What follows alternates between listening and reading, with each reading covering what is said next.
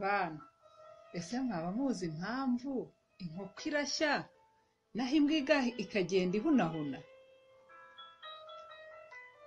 Dore Nyarubwana n'inkoko byagize bitya biracudika, bihana gahunda yo kujya gusura kwa nyirabukwe wa Nyarubwana. Byagezeyo bizimanirwa ibyo kunywa.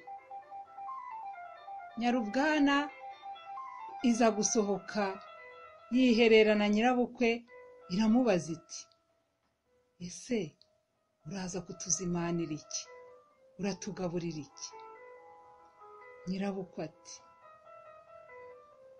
ndabagaburira inyama, ibishyimbo n'ibijumba. Nyarubwana iti, inyama uzibanze hasi, ibindi ubitwikirize hejuru. Mu kurya, inkoko yariye ibyo hejuru, Nyarubwana yirira za nyama ziri munsi.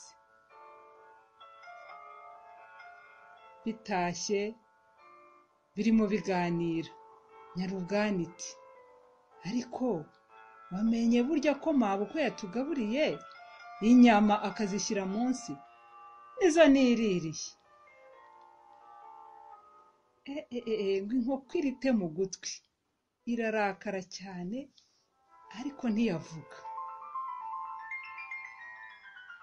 Birakomeza biragenda, byigiye imbere, inkoko irakubwa, yihengeka ku ruhande rw'inzira irihagarika.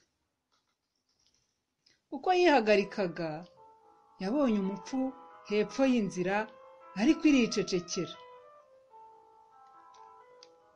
Inkoko yaje kubwira Nyarubwana ko yabonye umupfu munsi y'inzira, bitakibashije gusubira inyuma. Nyarubwana birayirakaza cyane.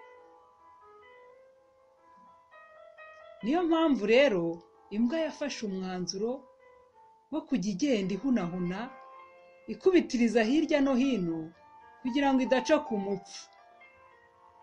N'inkoko ifata umwanzuro wo kujya irashya ngo ivumbure ibyihishe munsi. Nuko nguko byagenze. Murakoze kunkurikira.